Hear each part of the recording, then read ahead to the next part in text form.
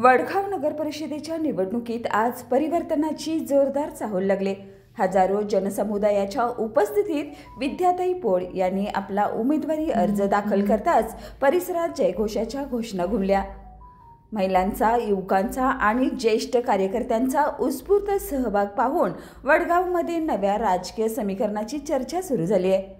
जनतेच्या अपेक्षा आणि विकासाचा मुद्दा हाती घेत विद्याताई पोळ यांनी हे परिवर्तन केवळ राजकीय नाही तर वडगावच्या नव्या भविष्याची सुरुवात आहे असा ठाम संदेश दिलाय। त्यांच्या अर्ज दाखल कार्यक्रमाला मोठी लोक चळवळ लाभल्याने विरोधकांमध्येही हालचाली वाढल्याचे दिसतंय। वडगावात गेल्या काही वर्षापासूनच्या सत्तेच्या विरोधात जनतेत नाराजीचा सूर उमटत असून त्यावर विद्याताईंच्या उमेदवारीने नवा विश्वास निर्माण केल्याचं चित्र दिसत आहे। पोळ यांच्या पाठीशी स्थानिक पातळीवरील प्रभावशाली नेते आणि संघटनाचा पाठिंबा असल्याचंही स्पष्ट झालंय।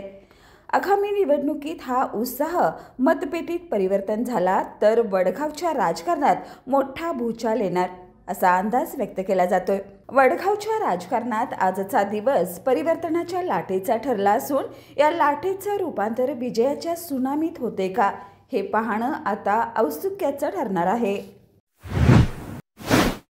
बाळ, फ्रीजमधून श्रीखंड काढ ना। आम्ही पूर्वी घरीच बनवायचो श्रीखंड, त्याची चवच वेगळी होती। आता काय सगळं रेडीमेड। आजी, हे श्रीखंड खाऊन बघ।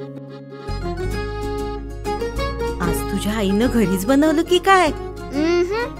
हे आहे गोकुळचं श्रीखंड। अगदी जिभेवर रेंगाळणार। जिभेवरच नाही तर मनावरही रेंगाळणार। गोकुळ श्रीखंड, मनावर रेंगाळणार।